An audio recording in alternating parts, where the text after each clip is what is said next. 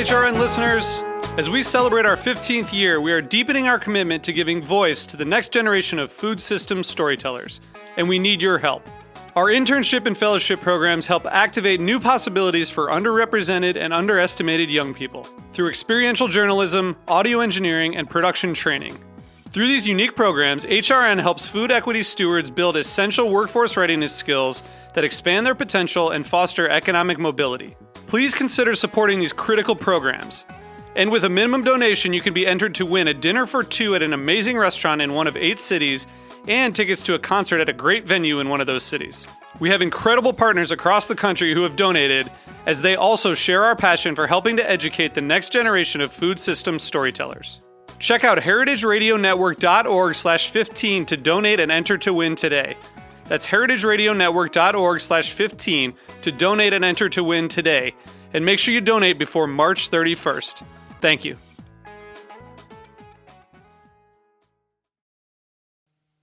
Today's program is brought to you by Cane Vineyard and Winery, a Napa Valley winery committed to respecting the soil and dedicated to the creation of 3 Cabernet blends. For more information, visit cane5.com. This is Chef Emily Peterson, host of Sharp and Hot. You're listening to Heritage Radio Network, broadcasting live from Bushwick, Brooklyn. If you like this program, visit heritageradionetwork.org for thousands more.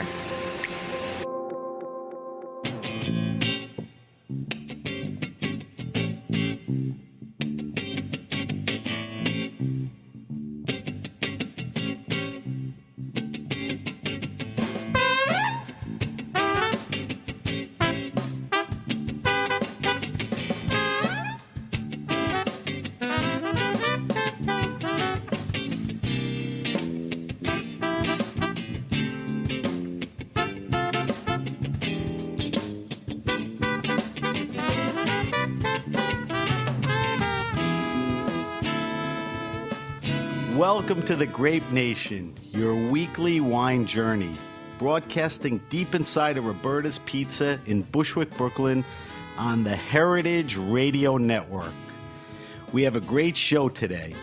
What wines to drink with pizza and other foods.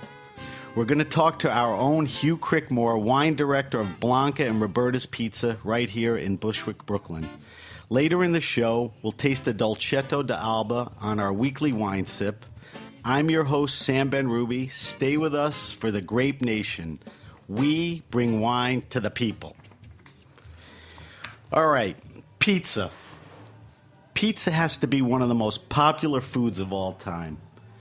Everyone loves and eats pizza, except, of course, me, because I've been gluten-free for the last 2 years. My loss. But that's another story for another day. The pizza bar definitely has been raised in New York City and around the country. Nowadays, you got a lot of different kinds of pizzas to choose from. You got clam pies, white pizza, spicy pies, salad pizzas, and all kinds of meats thrown on top. And all of those have crazy kinds of names, hard to keep track of. Wine actually is a great complement to pizza, and each pizza begs a different wine. Whether you're bringing a pizza home, whether you're going to a restaurant, you're heading to a party, we'll tell you what wines to drink with those pizzas. And I think our guest today can help us with that. Our in-studio guest is Hugh Crickmore, wine director of Blanca and Roberta's Pizza. Hugh is literally a rock star in all aspects of the word, in wine, in music, in art, and food. I want Hugh to tell you a little about himself. Hugh, welcome to the Grape Nation. Now, I want you to tell my listeners a little about you, because I feel you have a very interesting, colorful background. But the show is less than an hour, so we don't have to start with working on a farm in northern Maine. But you're a New Yorker, and I want everyone to get a taste of all of that. So fill us in. Well, thanks for having me. I'm a native New Yorker. I was born here, 109th Street on the Upper West Side. I did grow up in Westchester, went to school in New York and New York City. Been working in restaurants since I was 15 years old.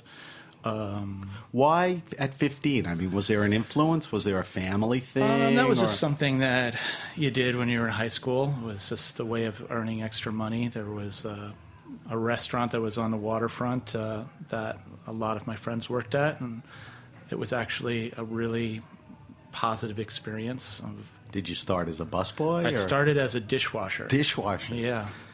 All right, keep going. So you got into the business young at 15. And I never really saw it as something that was going to become a career. And it has been a career on and off, and something that's been very good to me in a lot of ways.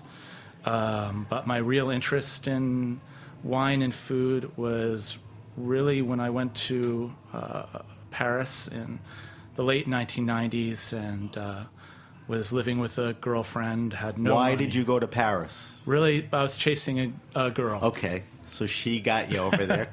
Absolutely. Props to her, because that worked out in a way. Yeah, and I ended up staying on after she left, and my brother was there. I went to Prague, and I ran a small French restaurant. It was just serendipitous. I was sitting with a bunch of friends in a cafe, and I needed a job, and someone told me that they were looking for a cook in a small restaurant. The owner was French. He was from Paris. I had just come back, and I really went and talked the talks that I was from New York, that I had restaurant experience, a cooking experience.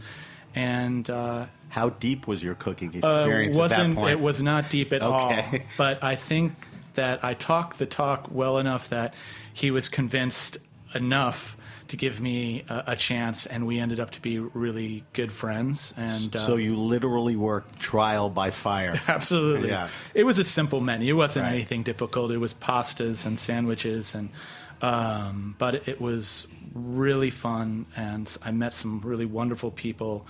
And I did meet a friend named Nigel, who was a flying winemaker who was in Prague, basically to help with a couple of wineries modernize and clean up their act in some ways.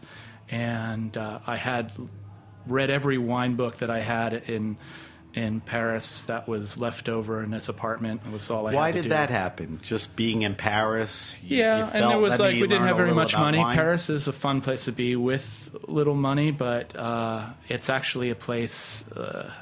if you're in New York and don't have any money, you drink beer. If you're in Paris and have no money, you're drinking wine.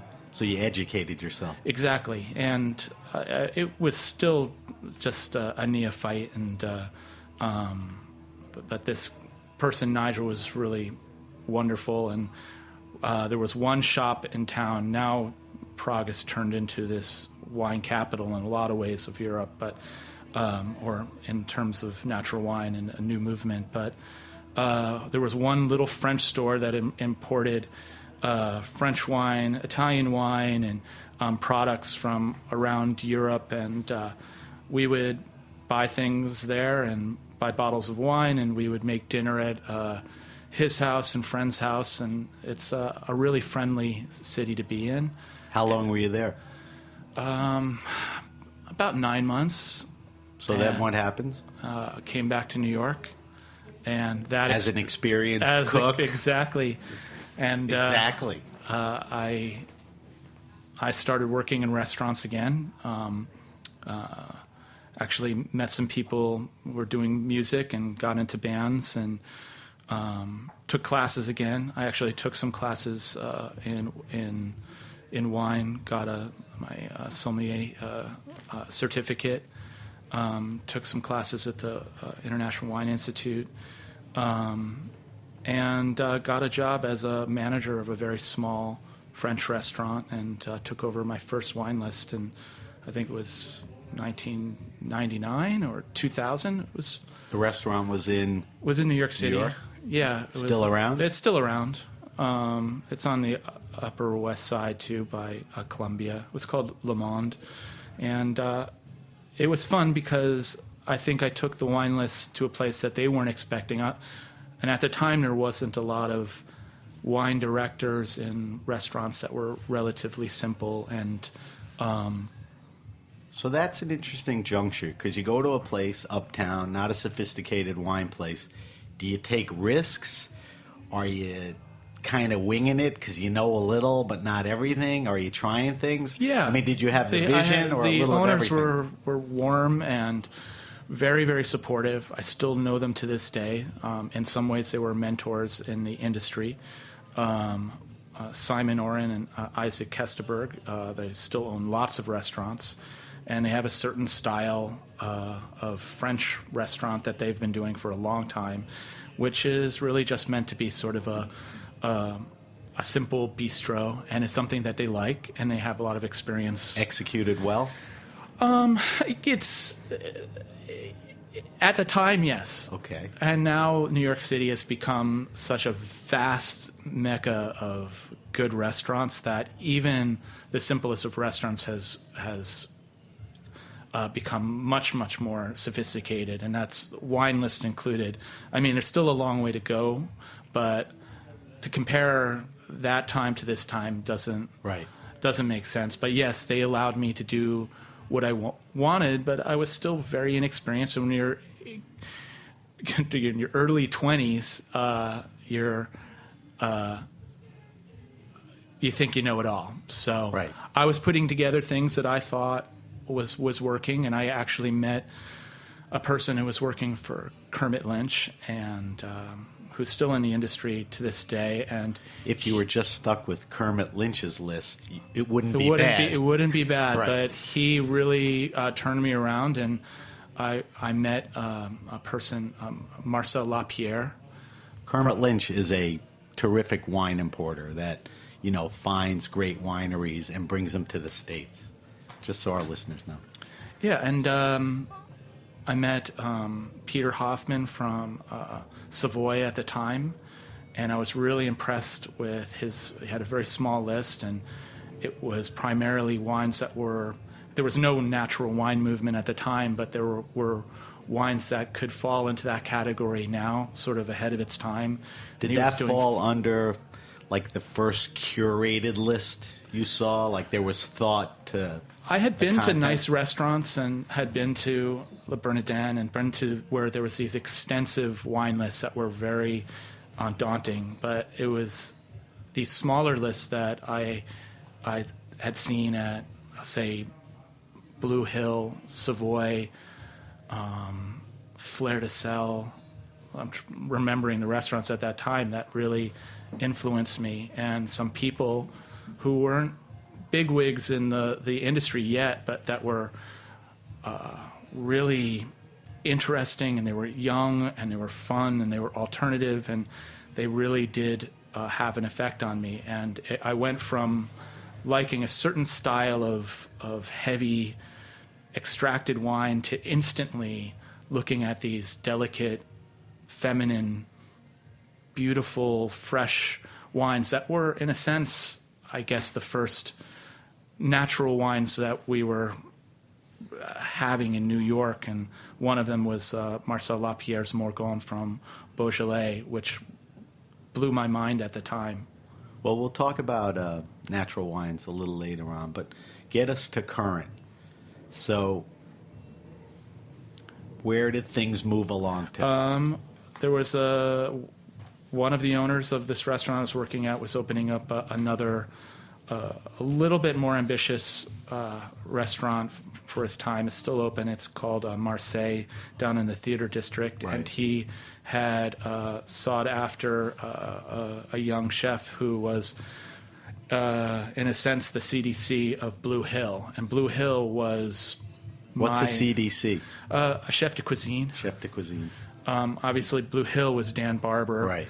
Alex Arena was his name. He was very talented and written about, but he hadn't really made any claim to fame yet, other than being a young person who was working at one of the best restaurants in New York City. And Blue Hill was, if people remember, was at that time was that and 71 Clinton were the most important restaurants, small restaurants. Were they credited with the first real farm-to-table natural ingredients? Yeah, it was. I remember being at Blue Hill back then, and at 7:30 at night on some weekday and watching a farmer walk through the middle of the dining room with muddy boots, carrying plastic crates of vegetables, and people knowing, or the staff knowing the person's name. I actually remember who it was, but I just thought it was the coolest thing that I'd ever seen. Yeah. And now it's commonplace. Now it's commonplace. The Union Square Green Market, it's like a mecca for chefs. There's so many ways you don't have a farmer having to make his deliveries all day long and just ending up at the last place on the list. But when I'd heard about Alex being at this restaurant, I instantly said, look, I want to do the wine program for it.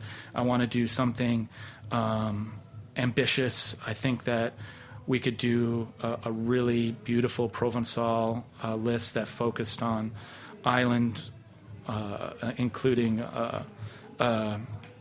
Corsica and Sicily, Sardinia, and coastal wines that maybe had been really been focused on before in a list in New York City, and something that was still small, that was still under 200 selections.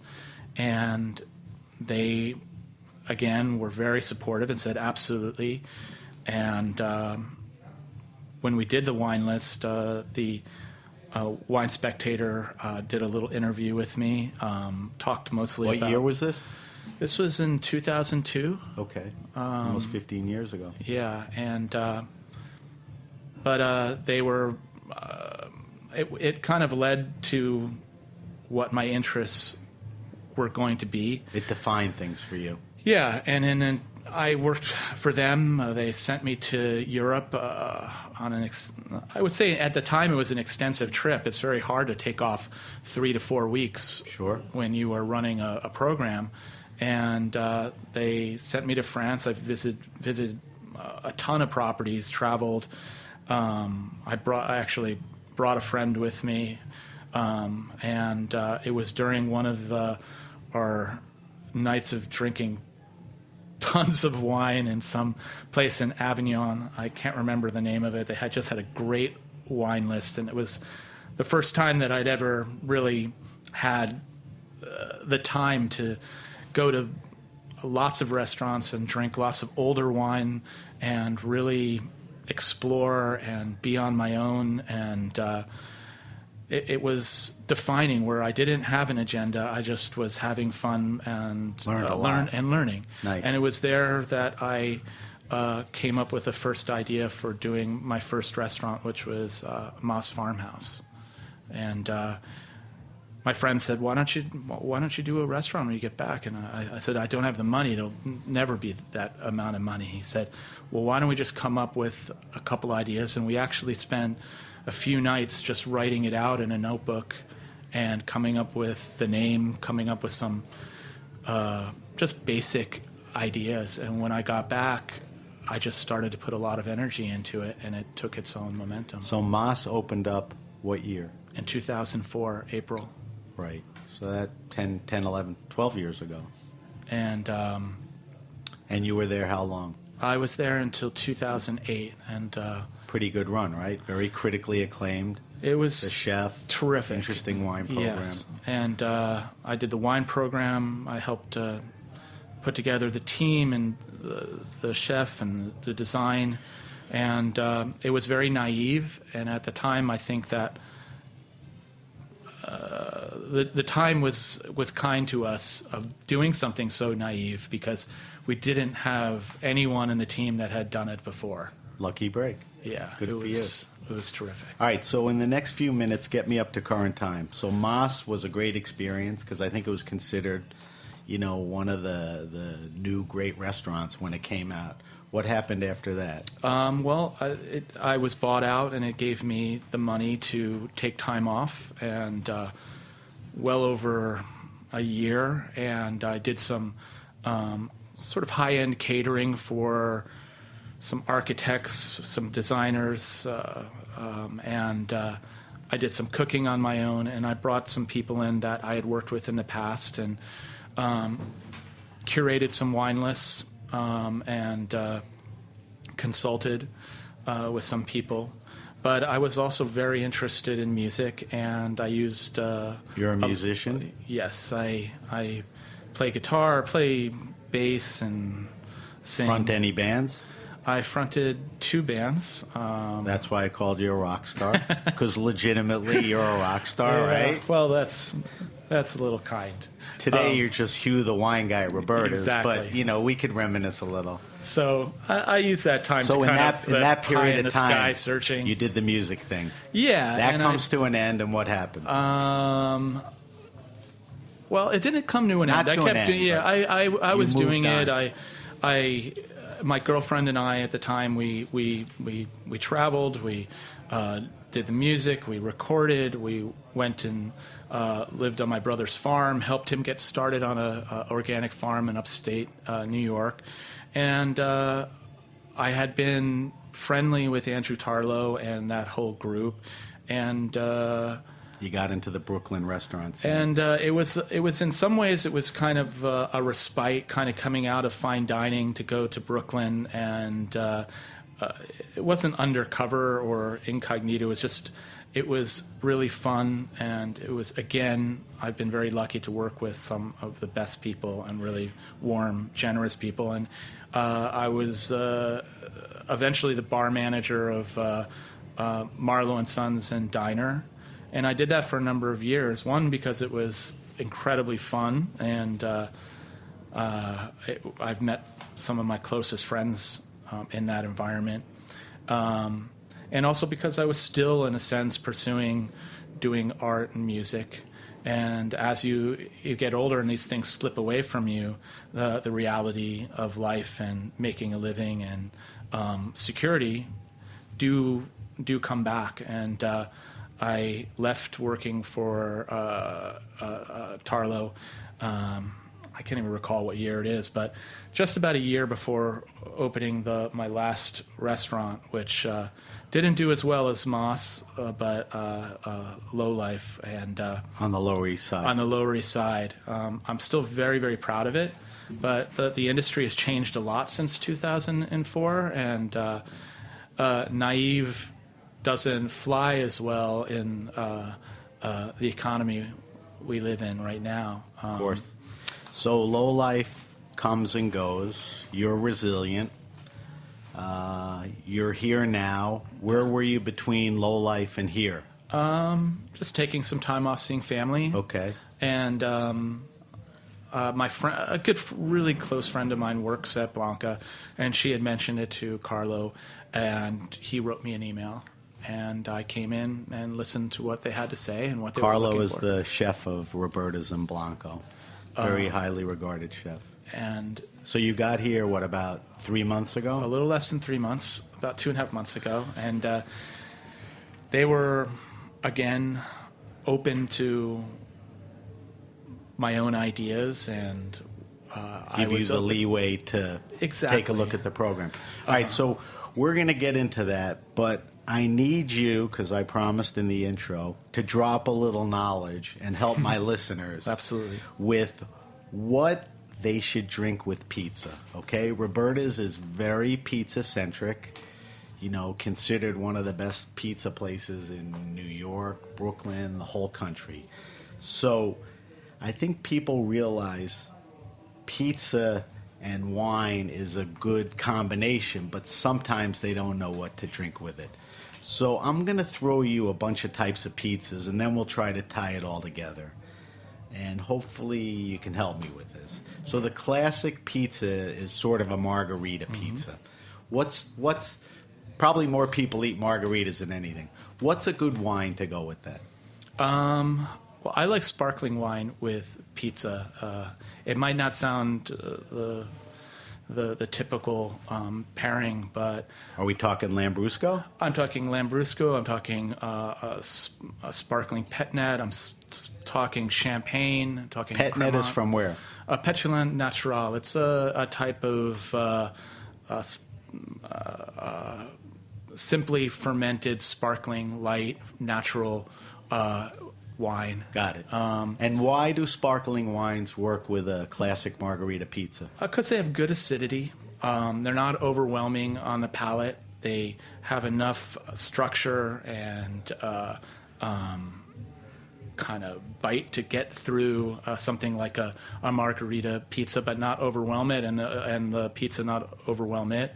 But it's I find it to be something that's refreshing and at the same time a palate cleanser as much as it is complementary to eating what is essentially bread, cheese, and tomatoes and with some acidity. And would you say that the toppings on pizza will obviously dictate what wines? Of course. So the next pizza would be a pizza with meat on it, pepperoni or sausage. What would you do with that? Well, I think once you get into stronger flavors, things that are cured meats or prepared meats in any way, depending on the strength of them or the fat content, you're moving into, again, I look for things that have acidity. But what I was going to say something Grenache-based, Senso-based, something like Rhone varietals. Rhone varietals, very really heavy, deep wines from France. Yeah, and but ones that do have a sense of acidity and minerality. But when you're looking at the toppings, you're looking at normally what would you eat with sausage? Right. So that's one thing. A thing that you're seeing a lot now are clam pies. Yeah, I love them. So what would you pair with a clam pie, which is basically white shellfish? Is there cheese on a clam pie? There can be. Probably sprinkled, not mozzarella, really. So what would you pair with that? I would choose the same things you would pair with sautéed or steamed clams and butter, and that would be a white that had some depth, some a wine that does go well with seafood. And Albarino would be from Spain. From Spain, from Okay. Galicia, would be a wonderful complement.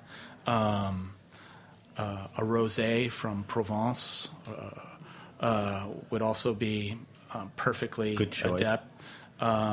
What about a spicy pie, like Roberta's bee sting, which has supersod and it has honey?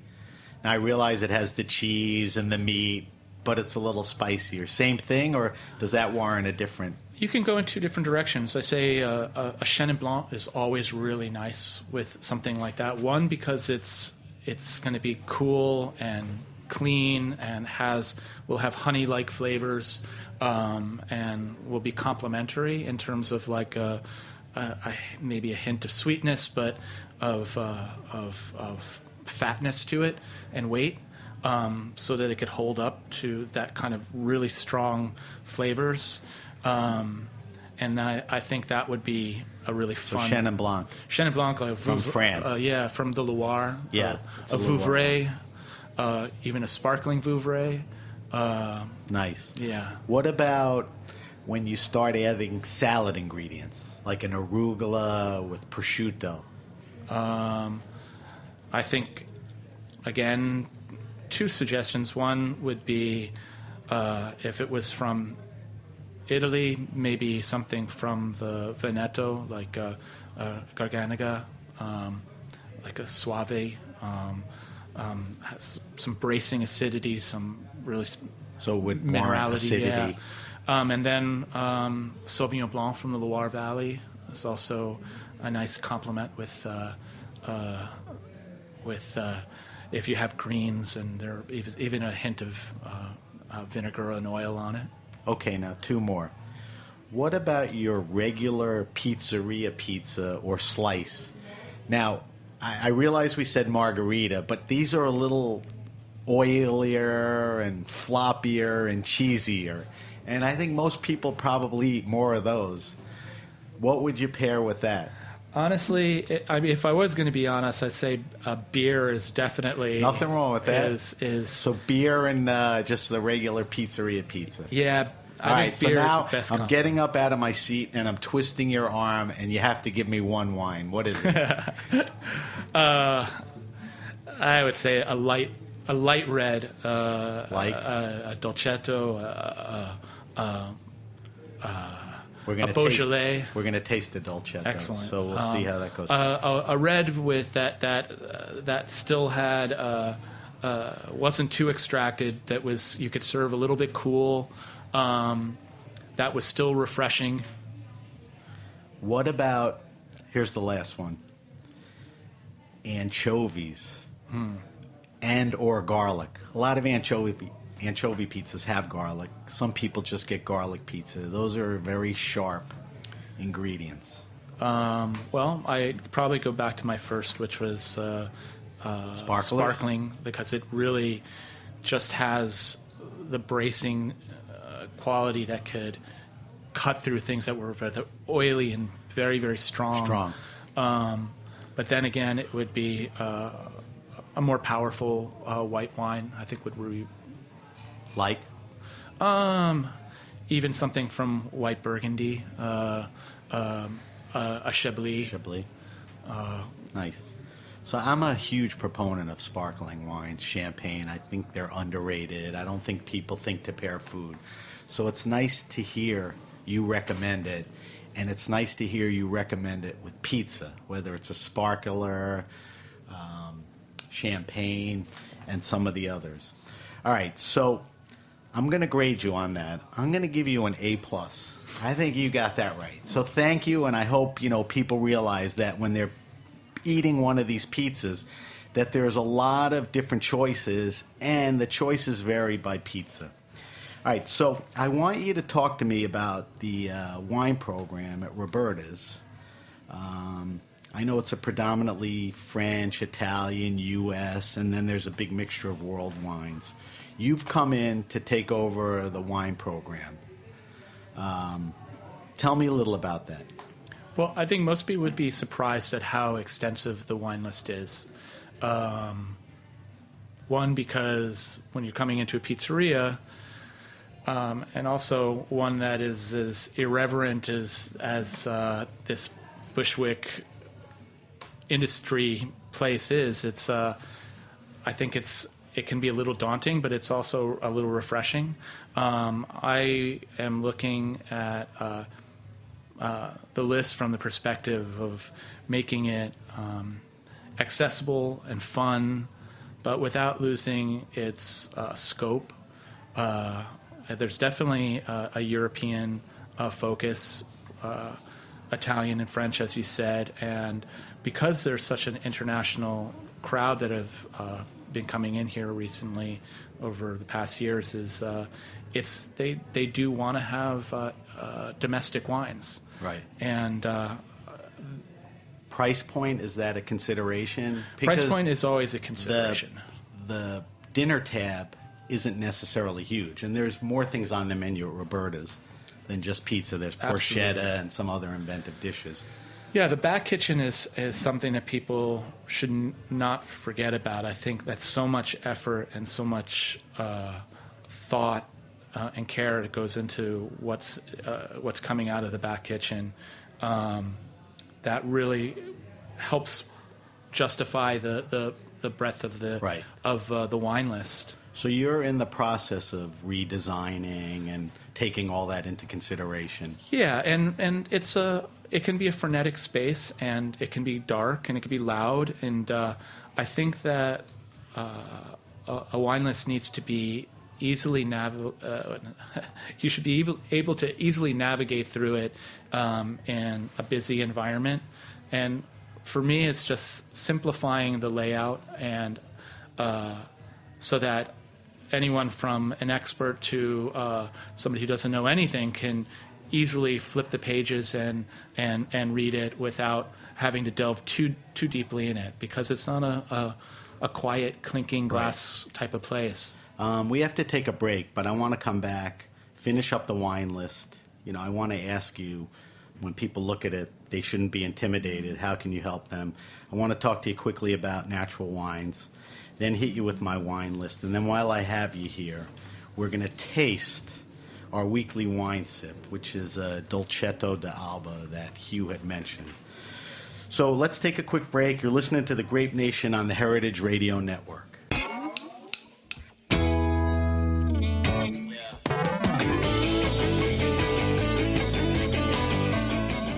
Music for this commercial break is brought to you by Teeth People. And this track is called French Entrance.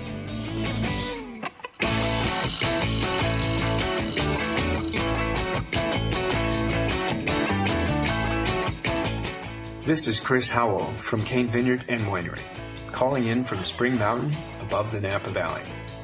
Thank you for listening to this show. In our industrial world of highly processed food and wine, we support the values of Heritage Radio Network. All of us at Cane encourage you to seek out individuality and beauty in everything you eat and drink. To learn more about us, go to cane5.com. You tried it at your home. You're hiding all alone. That homophobe on the phone today. Look at his spit on my snow cone like a sick kid. This restlessness is really eating me. Why can't I take a board at breakfast? We make a grand French entrance. All right, we're back with our guest, Hugh Crickmore, wine director of Roberta's Pizza in Brooklyn and Blanca Restaurant, which is a tasting menu. I wanted to finish up with Hugh about his tenure here at Roberta's. I wanted to ask you what I always ask people in the wine business. When the average guy walks into wine business in the restaurant, walks into a restaurant, doesn't know that much about wine, and Roberta's kind of goes both ways. It's unassuming, but it's, pretty funky and could be intimidating. Then you get handed the wine list. It's an extensive wine list. What's your best advice to sort of the neophyte, the average guy that, is willing to spend a few bucks on a bottle of wine, but has no clue? How do you calm him down and get the right bottle in his hand? Well, I feel that most people can be intimidated, A, by the wine list, and B, by the reality Wine of guy. actually talking to the person, and they should not. That we are there to help them, and I don't have an agenda. I really enjoy talking to people. It's the highlight of my evening when I get to make a connection with the table. If there isn't a wine person in the place, I think the best is to look at what the strength of the wine list is, what regions are really focusing on, and in some ways there's is one, asking the staff what their favorite things are on the menu, and sometimes it's worth just taking a risk. So don't be afraid to be a little inquisitive. But also eyeball the thing and take a shot. Yeah, Go absolutely. within your price range, like you said. If you go into an Italian restaurant and it's very Italian-centric, that's their wheelhouse. Obviously, you're going to go with an Italian wine. Pick something. So don't overthink it. You shouldn't. It's about having fun. All right. That's fair enough. All right, one other thing I wanted to talk to you about.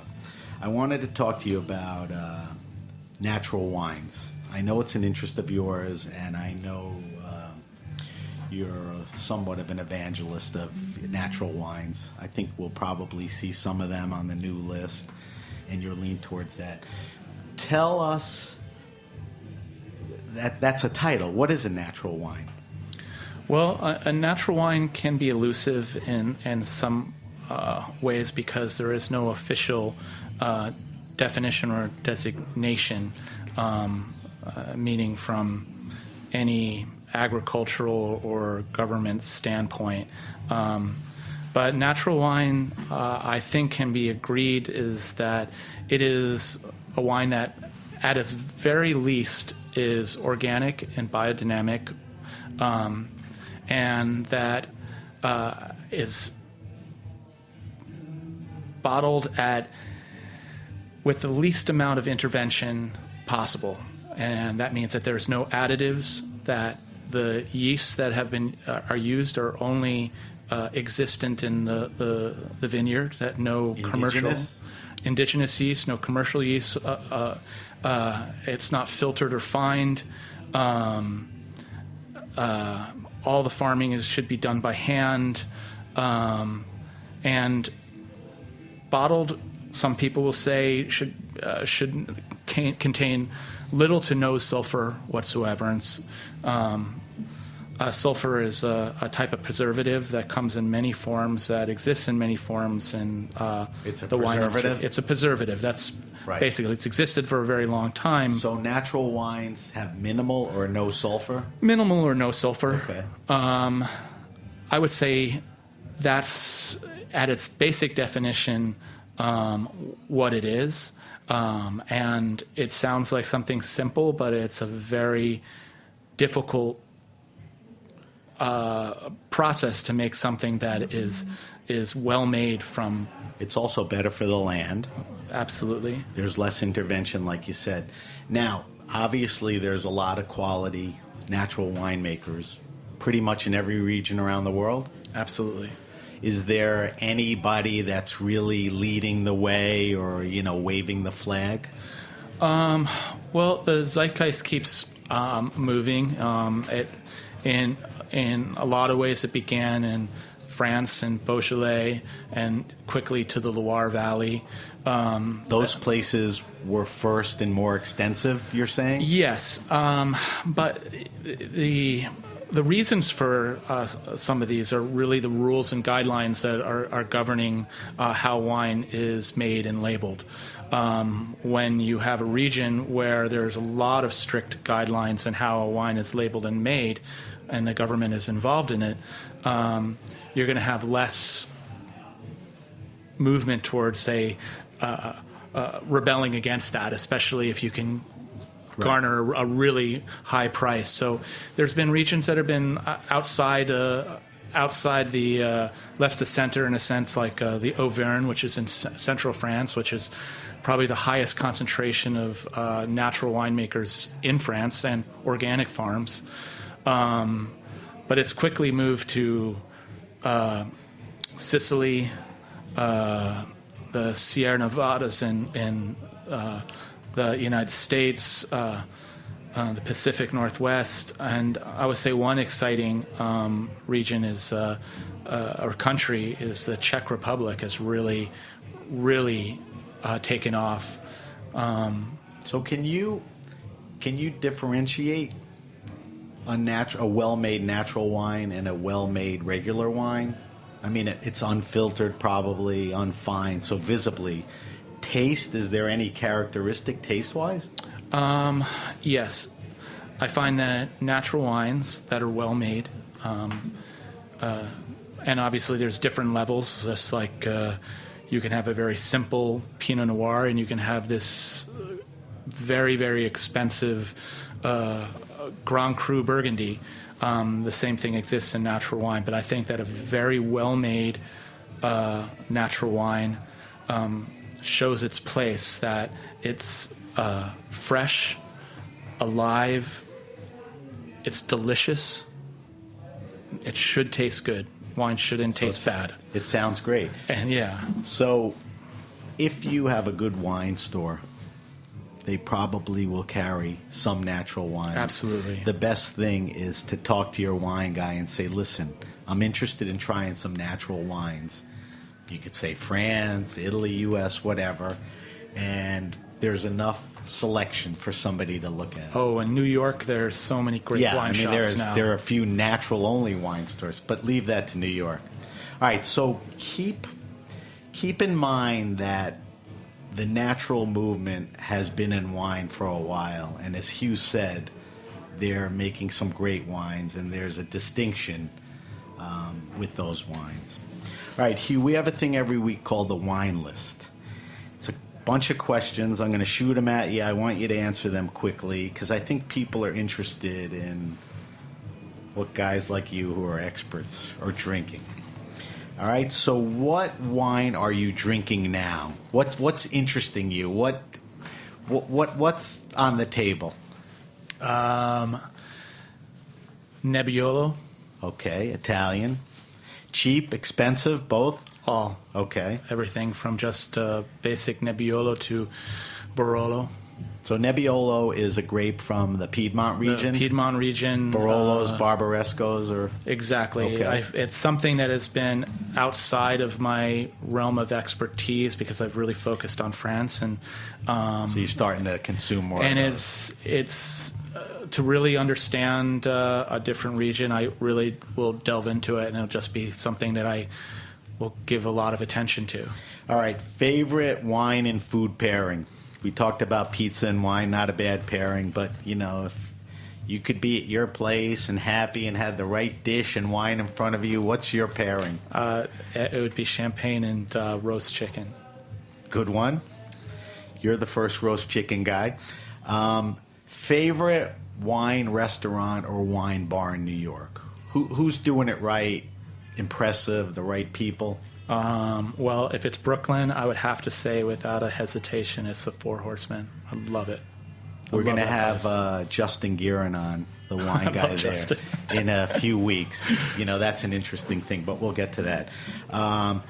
So the Four Horsemen is a wine-centric, chef-driven wine bar. It's owned by, one of the owners is James Murphy from LCD Sound System, so that's an interesting place. Favorite all-time wine? That's hard. That's like naming your favorite band of all time. Okay, Hendrix, go ahead.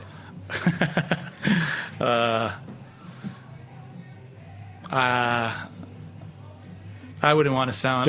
It doesn't... Give me one of mine. Yeah. Comte de Vogüé, Bonmar, which is a Chambolle-Musigny Grand Cru. A Burgundy. Yeah. Okay. Hoity-toity, I like that. Can you recall favorite wine label? Is there a label you've seen that you said, whoa, that's cool? I'm really partial to the wine labels from La Clarine Farm, which is in... Spell it. It's L-A, like right. La, and Clarine, C-L-A-R-I-N-E, and it's from the Sierra foothills in California, and the wine label is designed by Jad Fair, who was one of the lead people in kind of a post-punk band called Half Japanese, and the wines are fantastic. The wines are fantastic. Yeah. Great. All right, last question. Best wine for under $15, red and white, retail. Buddy calls you up and says, I'm going over to dinner. I don't have a lot of money. I want to give him an oh wow wine. What am I grabbing? I think you're always going to be in a good spot with Côte d'Aron's are always well priced.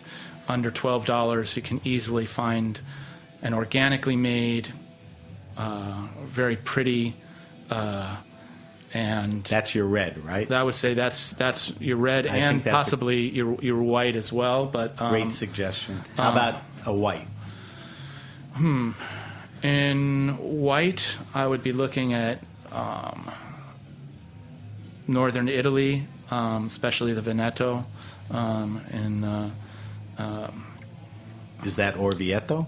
You could do Orvieto. You can do Soave. And those are value priced They wine. can be really well priced. Also, whites from the Loire Valley, usually not named after the village or region they're from. They might be named after the variety, but there's so many terrific producers. People like Tirpuzzalat, for instance, that have wines that are just going to be about $12 and it'll just be great. So there are some good choices. Yeah. Great. All right. Hugh, our last segment is, and I want you to stay here and taste with me, it's called our weekly wine sip.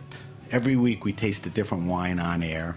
We tell people last week what we're going to be drinking this week, so maybe they can go out, buy it, taste with us. Wishful thinking, but what the hell.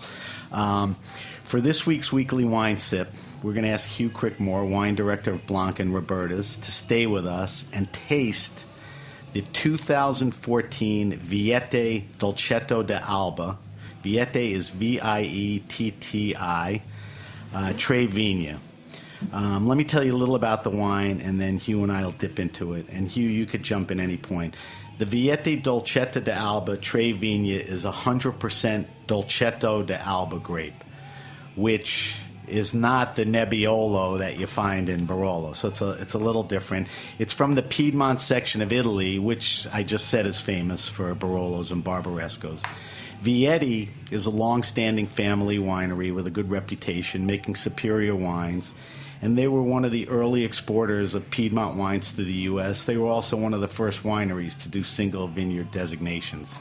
The wine we're going to be drinking, once again, the 2014 Vietti Dolcetto d'Alba Tre Vigna, retails for about $15 to $20. It's widely available, and that makes it a good value. So we have it right here. Excuse me for reaching. Hugh and I'm going to pour it. I'm going to pour a glass for Pierre, our engineer, and we are going to talk about this wine on the air. Here you go, Hugh. Drop it. Thank you. Sorry for moving away from the mic. Pierre, your glass is sitting here waiting for you, and I will pour my glass.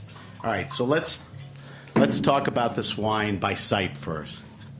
Deep, dark, red, purple? I would say it's a sort of a purple garnet. Okay.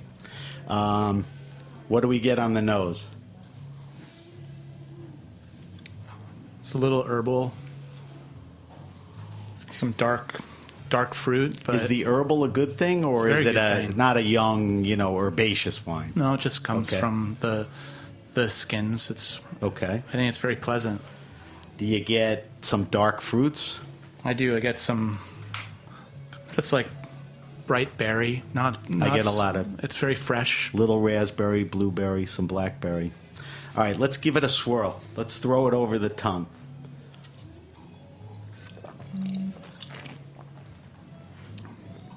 Medium body?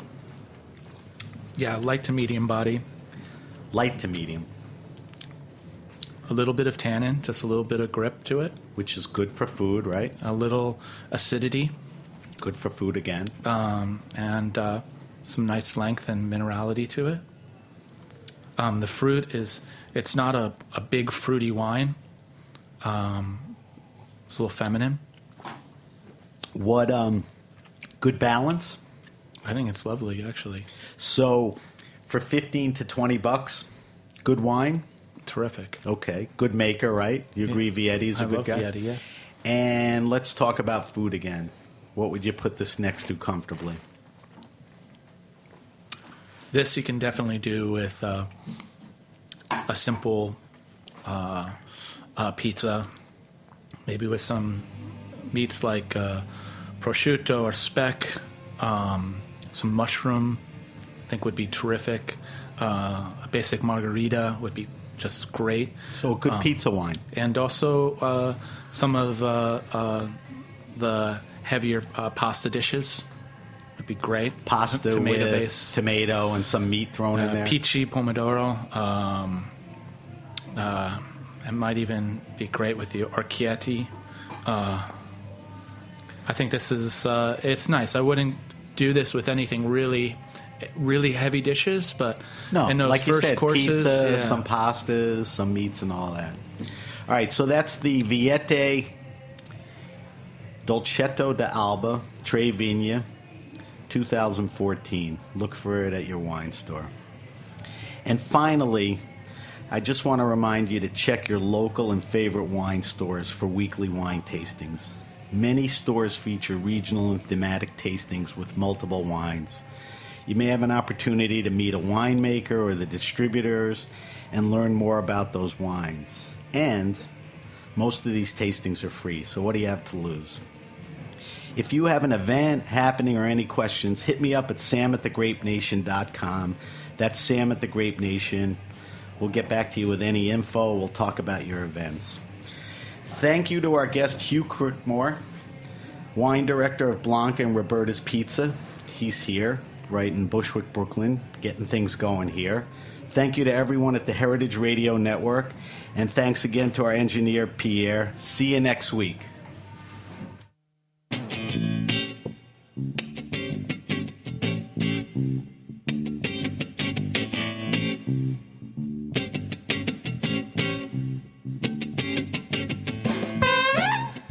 Thanks for listening to this program on heritageradionetwork.org.